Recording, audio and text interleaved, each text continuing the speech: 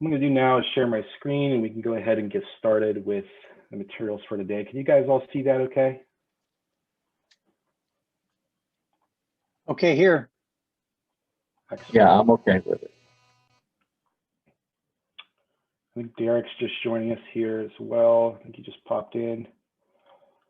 Cool. So like I said, today we're going to be talking about how to choose the best digital marketing strategy for your business. So really the kind of the goals for today are to A, recognize the different kinds of digital marketing strategies that are available to you. B, learn about the specific purposes of those channels. Each channel does have a different kind of purpose behind it. Not all digital marketing channels are created equally, so it's important to kind of understand that. So you can make the best decision for what channels are going to be the best ones for your specific application. And that leads me to the third goal here today, is of course figure out how to identify what those channels are that are going to be the best mix for your specific application. So as we're going through, if you do have any questions, feel free to drop them in the chat.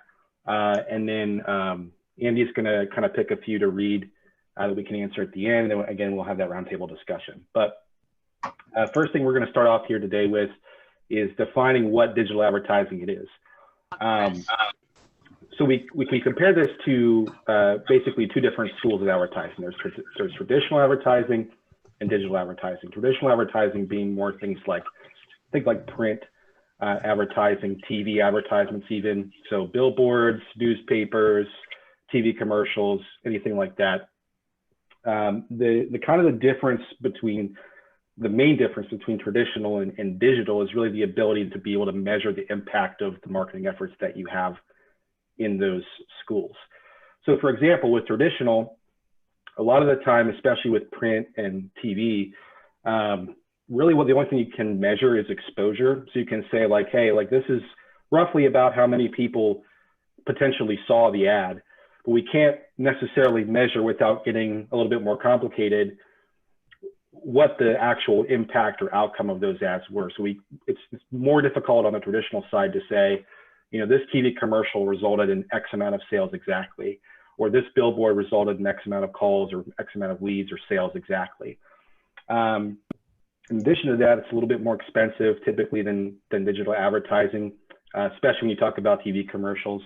Generally for small and new businesses, traditional is not going to be the best fit for investment dollars.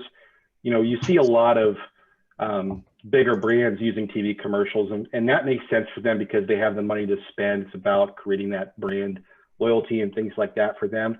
But for small businesses that are on a tight budget, doing traditional advertising is generally going to be a low return on investment for those companies and businesses. And then in addition to that, when we think about how many ads that we are bombarded with on a day-to-day basis, especially from our traditional side of things, we have to kind of take into account the amount of blindness that consumers are generally going to have to traditional ads. So, think about when you're watching TV after work, when a commercial comes on TV, you're generally going to the kitchen to get a snack, or if you're anything like me, that's generally what you're doing. So, how many of those dollars are being invested for those ads that really are just kind of going to an empty room? And that's kind of one of the issues with traditional.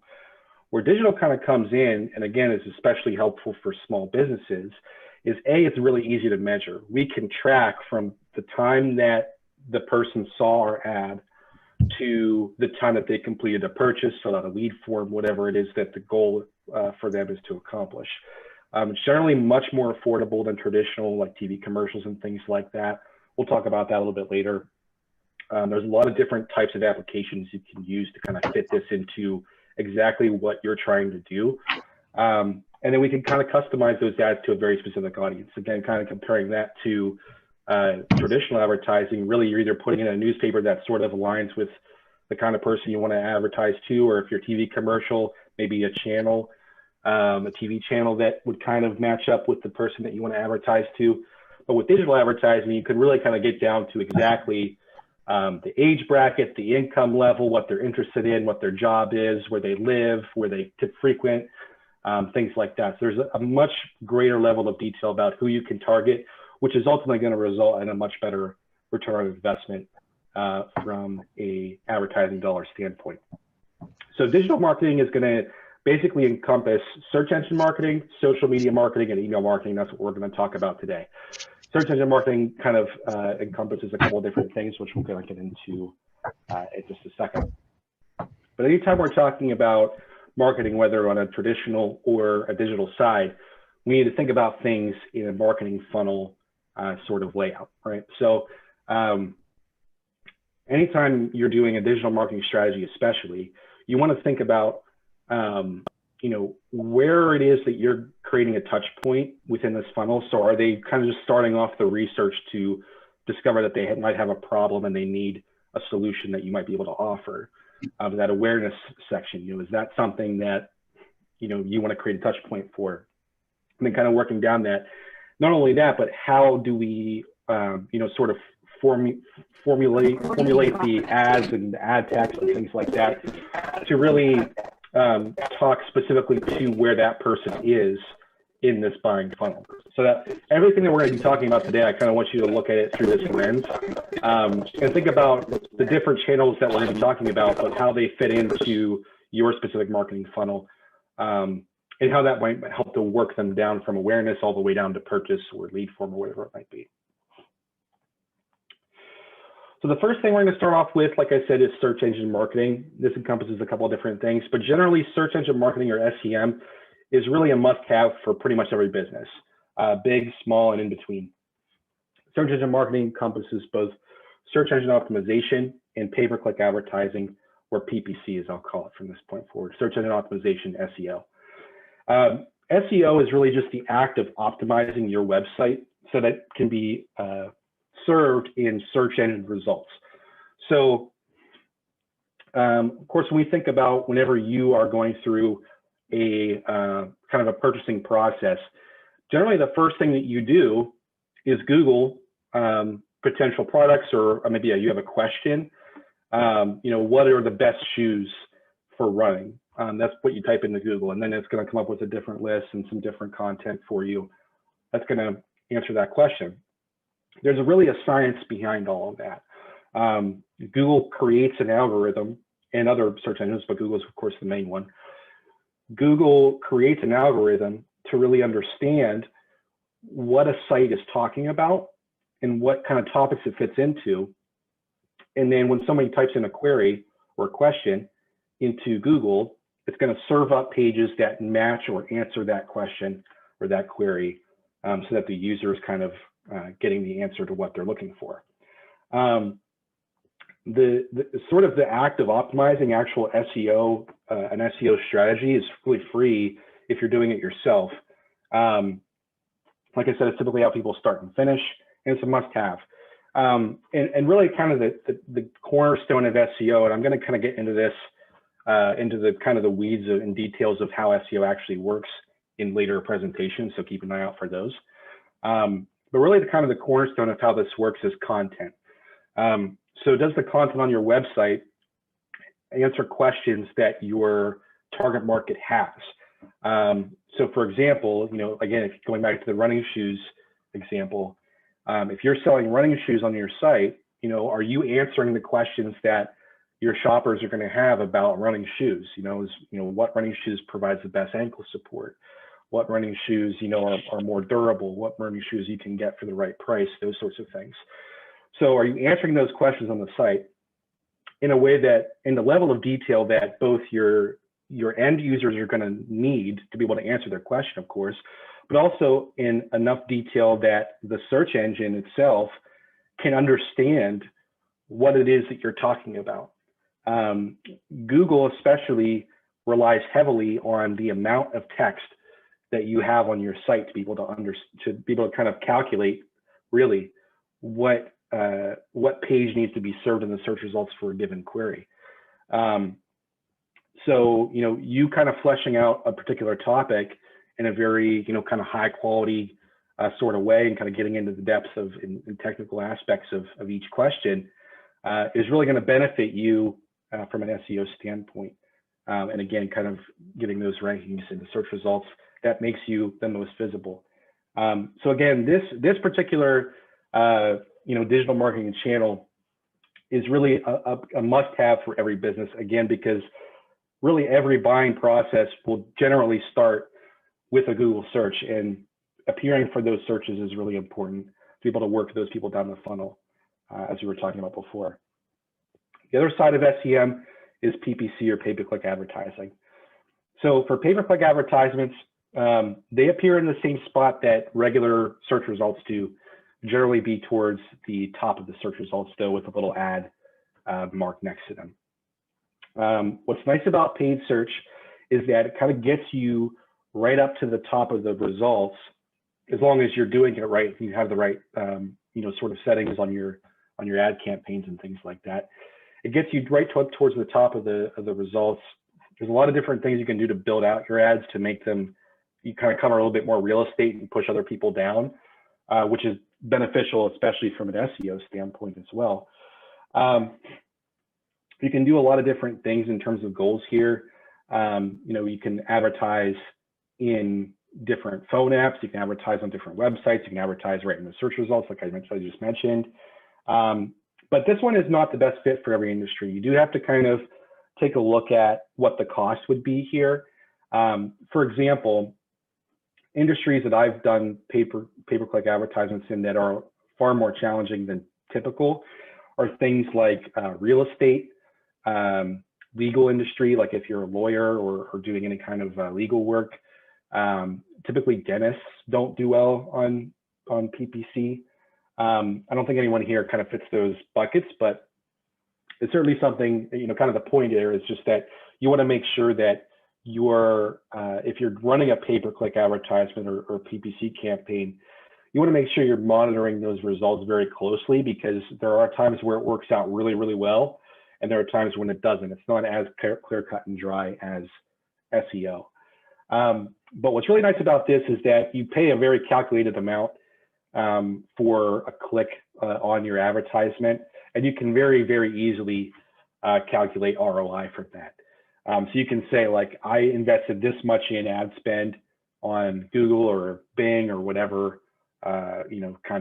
platform, and I got exactly this many dollars out.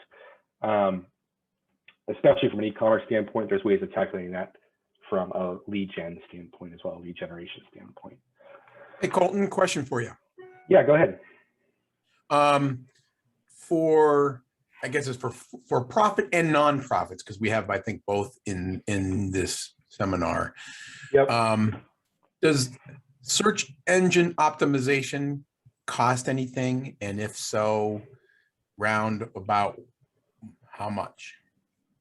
So SEO, if you do it yourself, is free. Okay. There's nothing, it's really just a matter of writing content and trying to figure out what your users are asking and then answering those questions on your website. That's really what SEO kind of boils down to, in its very simplest of terms. You can pay agencies to do this. I work for one.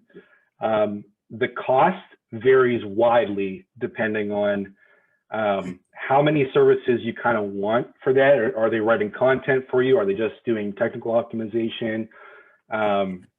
How many services they have within their agency?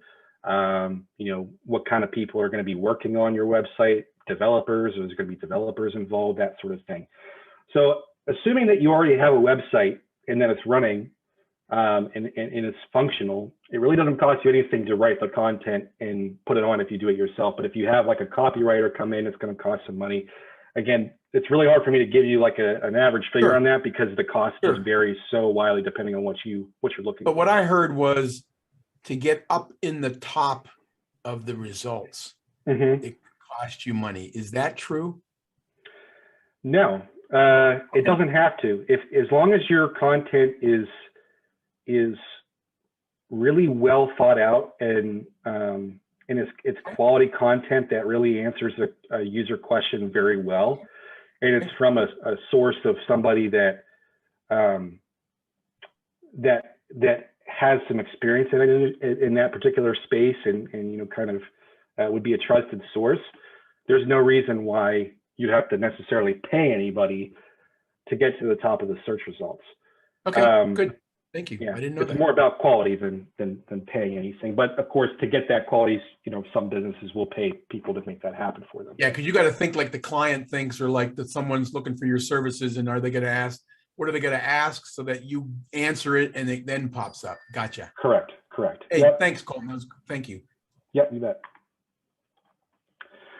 Cool. So another kind of sub piece here of SEM and specifically SEO is local search. So this is really specific to businesses that have a brick and mortar location, where the goal would really be to have people come to there. So think like restaurants, doctors' offices, those sorts of things where people actually have to physically go to a specific location to receive the service or receive the product or whatever it might be. Local search appears in the search results in something called a local pack. Generally, this will be triggered whenever you type a query and then append the near me sort of piece to that. So an example here that I pulled was clothing boutiques near me.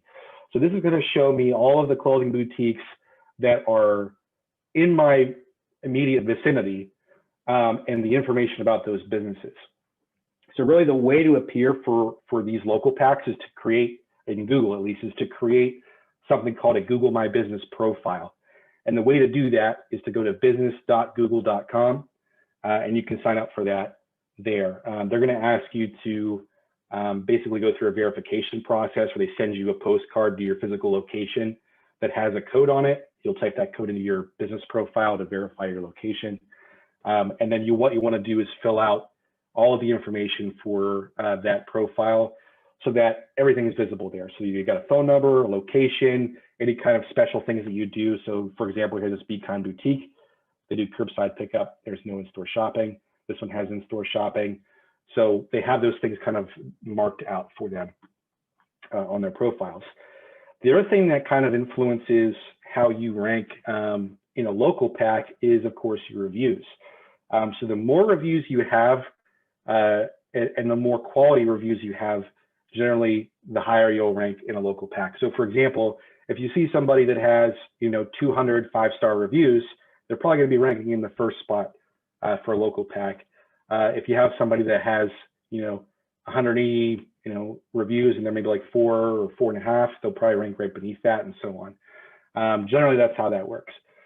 But what's nice about local search specifically is that it's entirely location based. Okay, so for somebody that might be in Gettysburg searching clothing boutiques near me, they're not going to get the same listing of results as I did here when I searched in Harrisburg. It's going to be people that are within a very short driving distance around that person's specific location. So again, if you have like a restaurant or any kind of business that would warrant somebody to come into your store or into your office, local search is very important for that. And also, especially for small businesses that might have a specific location, this is really the first step to be able to sort of dominate the search results.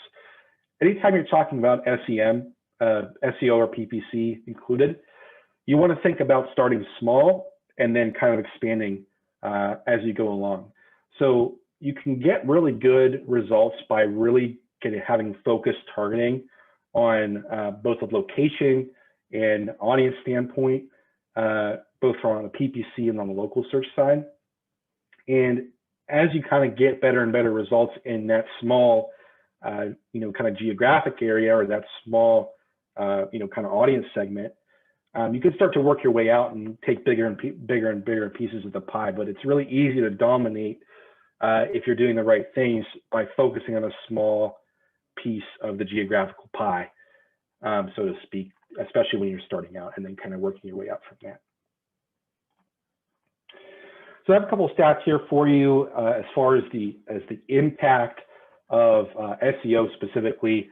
I'll let you read through a few of those, but just a couple that I wanted to kind of pick out here. Organic search drives more than half of all website traffic.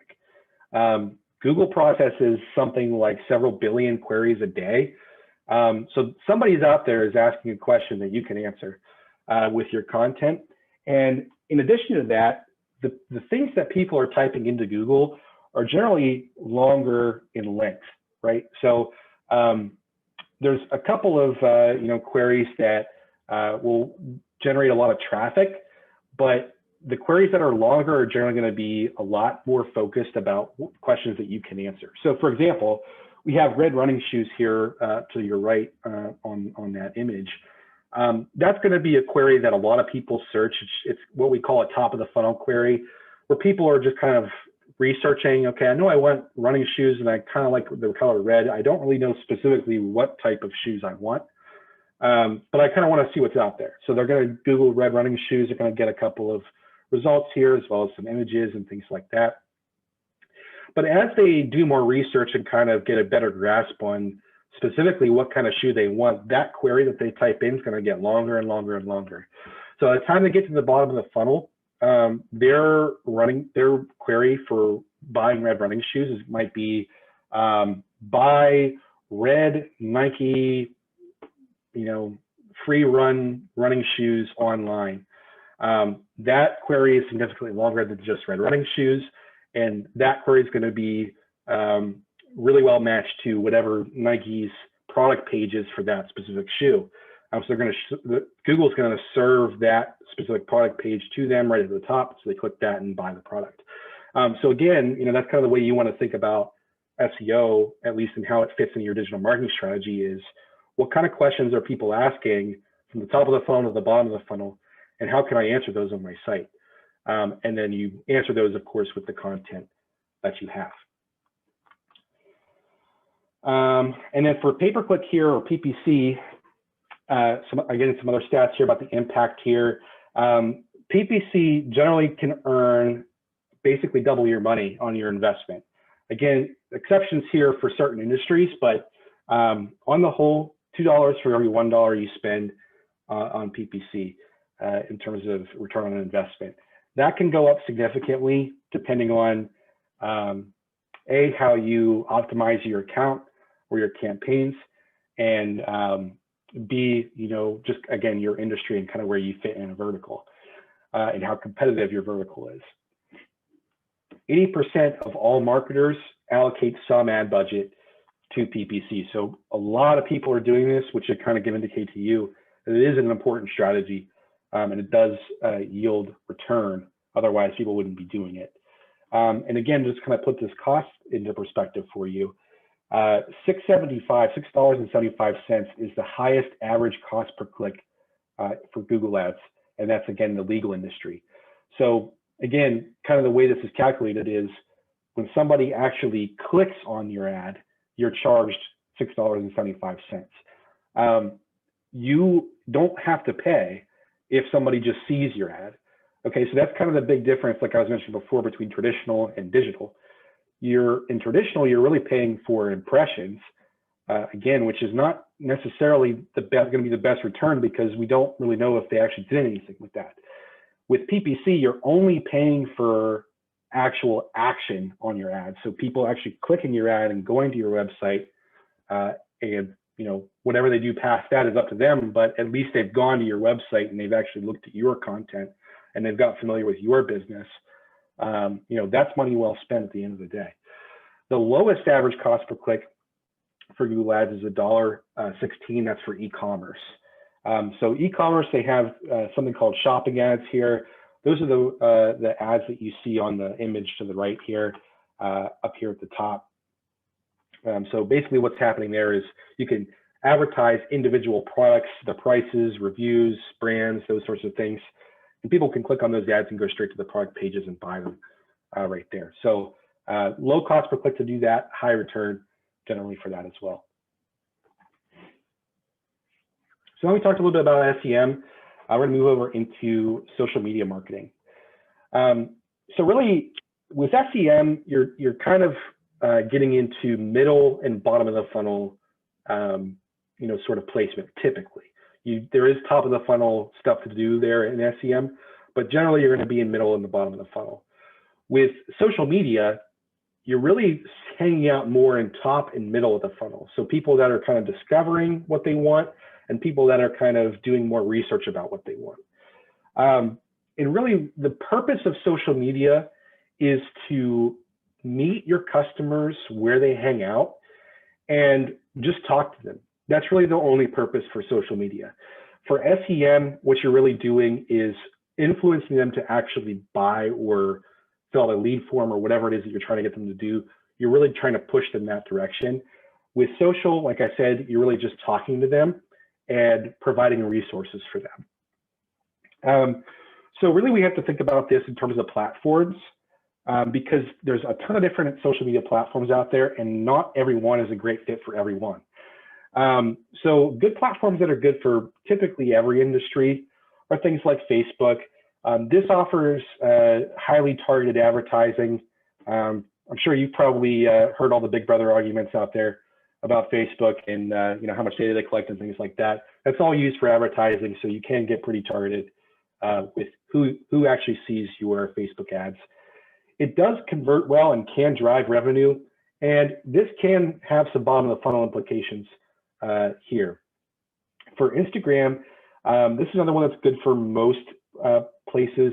I would say if your business is not super image heavy, so again, like if you're a law office, for example, Instagram is probably not the best platform to be on, because there's not really a lot of exciting things that are happening from an image standpoint that you can kind of advertise on Instagram. But if you have like a store, or if you have like an art business or something like that, where kind of the products deserve and demand some type of imagery, Instagram can be a good platform for that.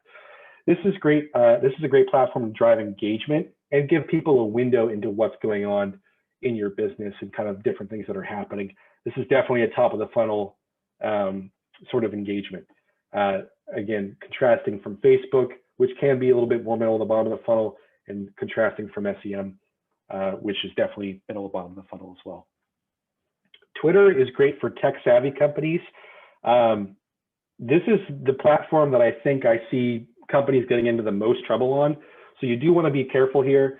But generally, again, this is specifically to start a conversation with your customers and keep them engaged in your brand. And this is going to be totally top of the funnel as well. There's really no bottom of the funnel implication here on Instagram or Twitter. LinkedIn is going to be great for B2B applications, as you might have, assumed. It is also going to be top of the funnel. Generally, the application for LinkedIn is to offer some type of white paper or research article or industry content in exchange for someone's email. What that does is allow them, get you kind of like a top of the funnel lead. They're not necessarily going to be ready to buy though. So those are the kind of, you can use those emails to kind of remarket to and things like that, but those aren't going to be direct conversions typically on LinkedIn. Specialized industry platforms. There's a couple of platforms here you are really only going to be good fits for certain types of things. Pinterest is really good for any artsy or visual centric business. Home improvement can be an example of this. Again, if you have an art business, Pinterest is good for this. TikTok is, of course, taking the world by storm. A lot of people want to jump on TikTok. But the thing to keep in mind here is that the majority of TikTok's user base kind of sits in the 12 to 22-ish years of old range. And those people are not going to have a ton of buying power. So if you have a product that's more expensive or is definitely more fitted to a little bit older of a target audience, TikTok's not going to be the right platform for you.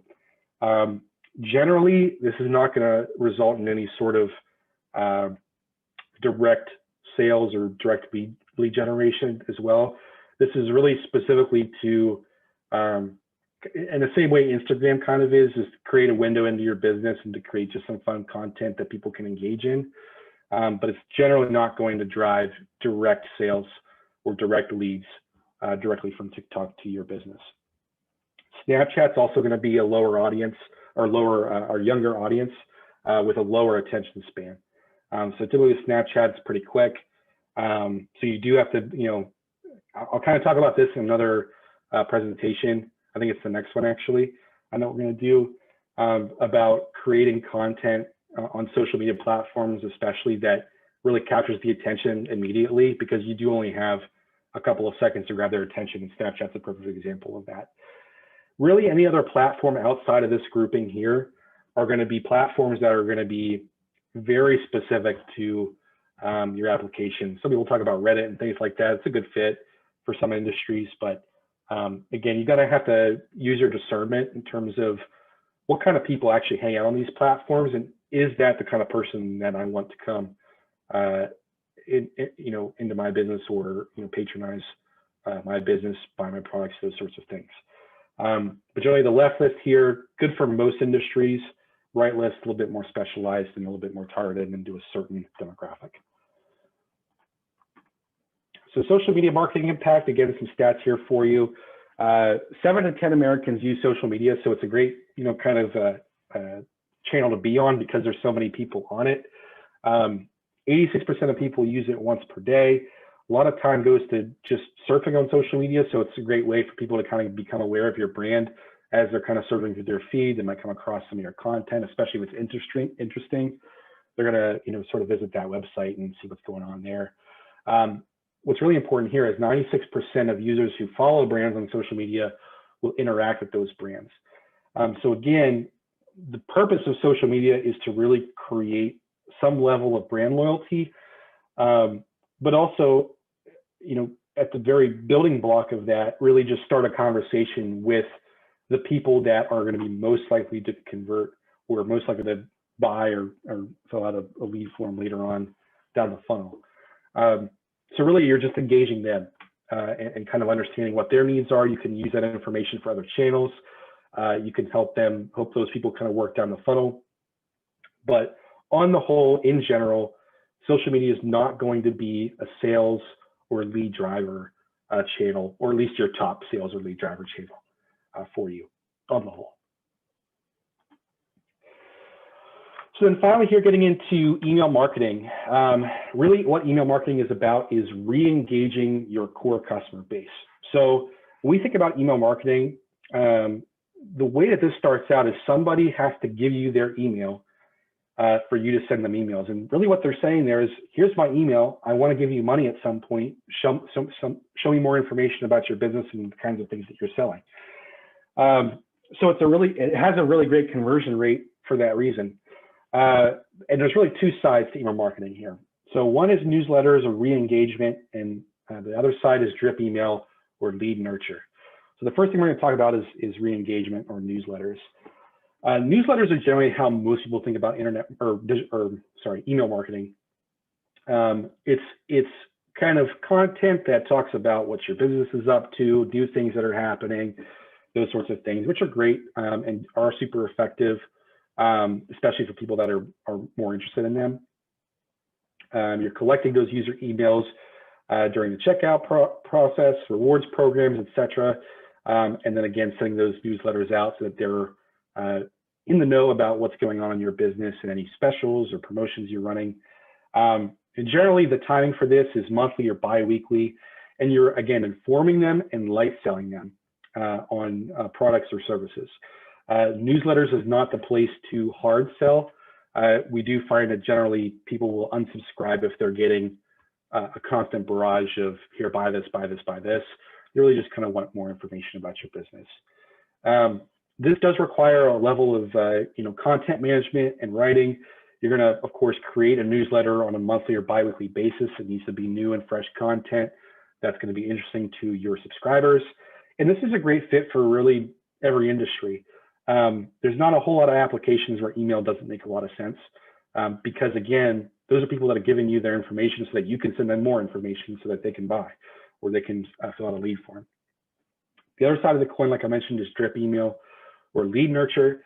Really, the goal here is to kind of work that person down the funnel. So they've gave you their information, or kind of in the top, maybe top of the middle of the funnel, and this drip sequence is going to help work them down into a sale or a lead. What's nice about lead nurture is that it's really more on an automatic basis. So what you're doing is creating a preset email sequence. So let's say they sign up on your site for emails. The first email they get is going to be like a welcome email, like, hey, thanks for signing up. Here's what you can expect. The second email is going to be, here's a little bit more about our top products, blah, blah, blah. Third email is going to be, here's what we recommend for you, et cetera, kind of working them down the funnel that way. So you really only have to write the email one time, but it gets sent automatically on a timed interval from when they signed up. And this is the place to really mid to hard sell. Again, the purpose of lead nurture is really to kind of get them down into the funnel into a buying or contact form scenario. So this is where really the place to do that. And again, this is also a good fit for most industries because, again, they're giving you their email for the sole purpose of you marketing to them. So with that, email marketing impact, like I said, email marketing, because it's a kind of a, I'm giving you my email, sell to me sort of scenario, your ROI is going to be off the charts here. Estimated on average to be about 4,400% return on investment here. It's really cheap to send an email, generally a few cents. And the potential return on that is much higher than a few cents. 82% of B2B and B2C companies use email marketing. 72% of people, so vast majority, prefer to receive promotional offers through email. So again, think about the newsletter and kind of how that works from a long-term scenario. And then the drip email sequence, which kind of works more in a short-term scenario, where you're kind of giving them those deals and those suggested products and those kind of mid to hard sell sort of items. And the same thing kind of applies with email as it does with the other digital marketing channels we've discussed to this point. You can very easily segment your emails and your email lists based on who fits best in your target market. So for example, the more information you gather whenever they sign up on the newsletter sign up that you have on your site, the better ability you'll have to be able to segment that. So you can segment them by age, you can segment them by gender, you can segment them by income level or what they've looked at, and so on and so forth. There's an infinite amount of ways you can do that. But what that does is it creates a much more targeted list that you can create custom content for, and that ultimately can convert a lot better for you, produce a much higher ROI, and so on. You're 40 times more likely to acquire a customer from email than you are from Facebook or Twitter. And that makes sense because when we look at where those strategies fit in the funnel, Facebook and Twitter being a little bit more top middle of the funnel than email, which is definitely closer to the bottom of the funnel.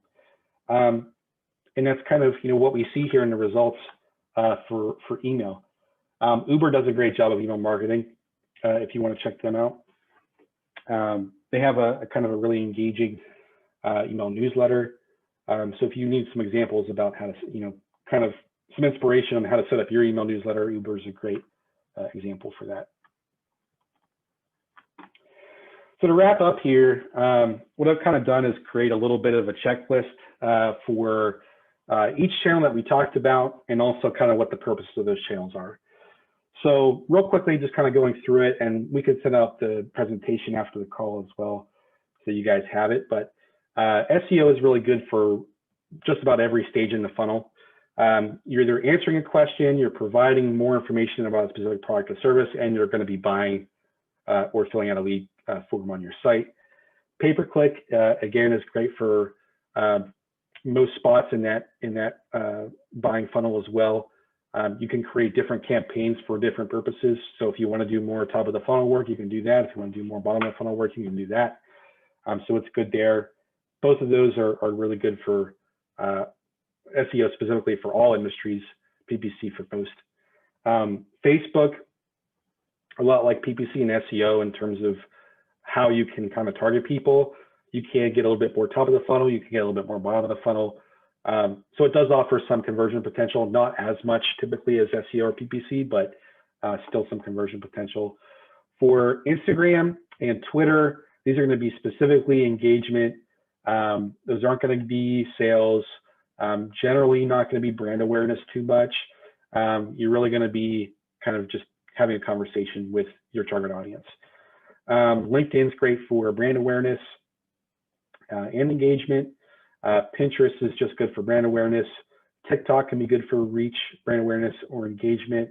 You're not going to get sales. And remember that TikTok's going to have a much younger audience. There's not going to be a lot of buying power there. Snapchat's going to be good for reach and brand awareness. Email newsletters and email drip sequences are going to be good for engagement and sales. We saw that in just the last slide in terms of the ROI that you can get there. And again, for LinkedIn, it's going to be specifically B2B. Generally works best from a lead gen standpoint. Really everything else is good for e-commerce or PGen, and generally B2C or B2B applications for that. To kind of get into a little bit more detail, much further beyond what I talked about today, I highly recommend some of these websites, moz.com, HubSpot.com, and SimplyLearn. Moz.com is kind of an authority in the industry in terms of digital marketing education, so it's definitely a good place to start. They have kind of a SEO 101 article that kind of takes you through the basics of how to do SEO and PPC. HubSpot's great for email marketing education. There's a lot of great articles on there. SimplyLearn offers a digital marketing 101 training course, which is a really, really good training course if you really want to get technical and get a really good grasp on how to do a lot of these things. I think that the cost of the course is around $1,000, but it's well worth it if you're going to be doing digital marketing on your own for your website or business. So with that, I think we're ready for questions at this point. I'm going to go ahead and stop sharing my screen here. We can kind of open it up and see, kind of what questions you guys have and specifically how we can kind of formulate this into your specific applications here. Yeah. Colton, there's one in the chat. Yep, it says, this is from Derek, talk about leveraging email marketing on people you are targeting versus people who have signed up. I have a new business and working on identifying prospects. What insights and data points do you have on hunting and leveraging email to generate potential business ops? Okay, so really, this is kind of one of the places where a lot of people aren't clear on kind of the compliance factor for email. So anytime you're doing email marketing, kind of a big no-no is buying lists. You don't really want to buy email lists, and the reason is generally that email list is not going to provide a very good return on investment because those people have never really expressed an interest in your business. They signed up somewhere else, and that company is just selling their information to you or to whoever. Generally, what we find is when people send emails to email list, a bot email list, you're going to have a very, very high unsubscribe rate, and you're going to have a very high spam rate, which can get you barred from different email sending platforms, depending if you're using like MailChimp or HubSpot or something like that. You really want to just target people that have actually opted in to receive email marketing from you.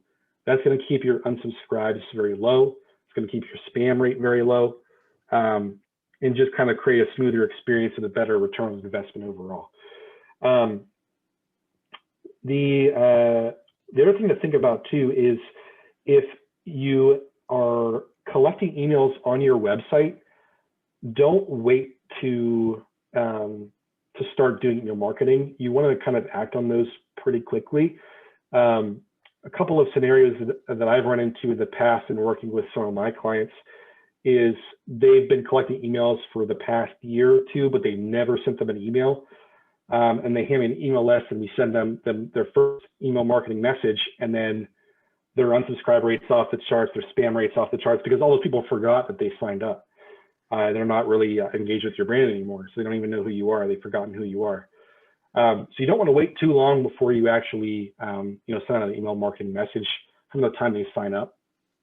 Generally wouldn't go past a month if you're posting an email marketing list sign up on your site to the first time that you send out a message.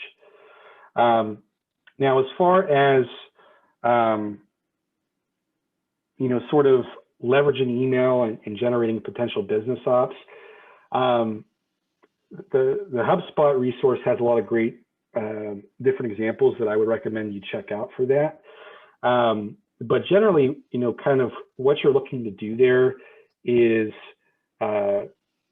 figure out whether you're doing like a newsletter or an email drip. Email drip's definitely going to be better for driving quicker sales. Email newsletters are going to be better for, kind of creating a more loyal customer over time. So that's certainly something to think about. And then the other thing too is segmentation with that. So again, the more information that you can collect when they sign up to receive email from you, the better you'll be able to market and create custom content for them. The more custom the content is to that specific person's situation, generally the better conversion rate and the better business opportunities you're going to get from that.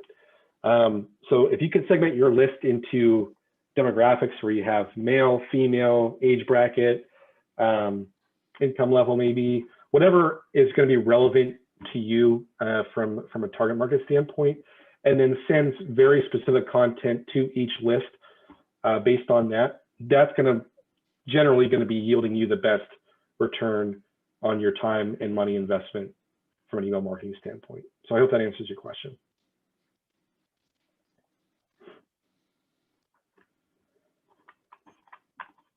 Any other questions?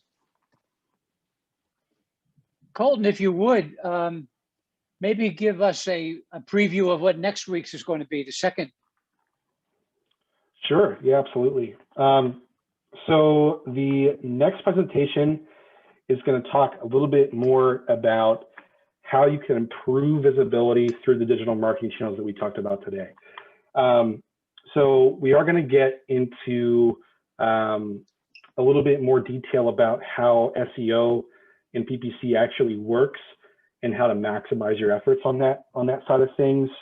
We'll also talk about social. I mentioned to give you a little bit of a sneak peek earlier today about creating content that's going to capture attention quickly, and how to actually do that, and kind of how to match up your content with your target audience and how that actually plays out both from an SEO and a social standpoint when people are actually searching around for products and services like your business provides. I think Dwight just put in the question, yeah. How effective is posting content on YouTube? So YouTube is probably, and this is actually one of the things that we'll talk about on the next presentation. So definitely check back in for that one, Dwight. But to kind of preview that a little bit, YouTube is really one of the most underused and underutilized channels. YouTube is the second largest search engine behind Google, and it's owned by Google. A lot of people will search on YouTube when they want to have a little bit more of a visual of a product, how a service works, or how to do something is a very popular search on YouTube. So what I would say from YouTube is that you want to make sure that the content you're posting is unique from the other people that have posted answers to similar questions. So you're doing financial coaching, so I'd imagine you want to post some videos about how to set a budget maybe, or how to do X, Y, and Z with your finances. So the best thing you can do is search those things and see what pops up. Look at the videos that are appearing for that and see what questions they're answering and how they're answering them. And then figure out ways that you can do that video, but better. How you can answer that question more in depth, or how you can, or like maybe they answered that question, but they missed a piece. You're like, well, we can answer that question there. So let's create a video about that. The worst thing people do on YouTube is make like really cheap videos that are lacking in content and are not informative enough. So the more informative you are and kind of the deeper you can go with that, the better. YouTube, a lot of times people think the barrier to entry is like, well, I need to have expensive camera equipment. I don't have video editing software, et cetera, et cetera. And that's true to some degree. I mean, it definitely does help if you have some quality production, which a lot of people can do themselves nowadays, especially with the tools that are available. But a lot of YouTube videos that do really well were just filmed on a smartphone, an iPhone, or any phone that has a decent camera and a decent microphone will generally do the trick, especially from a how-to scenario. So YouTube can definitely be effective. What I will say is that you want to make sure in the description of any YouTube video that you post that you're linking back to the website where they fill out a lead gen form or whatever, or they call you or whatever your kind of main conversion action is. You want to make sure that that's somewhere in the description. And then if you're running YouTube ads, those can also be super effective too. And you run YouTube ads through Google since it's a Google-owned platform. I've seen those do super well from an ROI standpoint because you can target specific people that are looking for financial services and things like that. And so when they're on YouTube, they'll be looking for something completely different. Your ad will appear with your video showing them how to do something or answering a question that they have. And they're like, oh, this is exactly what I was kind of thinking about the other day. And then they might click on that ad and see your website and fill a contact form, so on and so forth. When you're just posting organically on YouTube, I wouldn't expect a ton of results from it. But you can use those videos on your website, and that can help improve results on your website specifically. Generally, what we find is when you have a YouTube video embedded somewhere on your website, for that page, it's going to see a higher dwell time, meaning they're spending more time looking at the content on that site. And that's ultimately going to result in better conversion rates, because the longer they spend on the site, the more likely they are to actually convert and become a paying customer. So on YouTube specifically, like from an organic standpoint, you may not get a ton of results from the videos themselves, but if you run ads and if you post them on your website, you'll see some lift from that for sure. All right.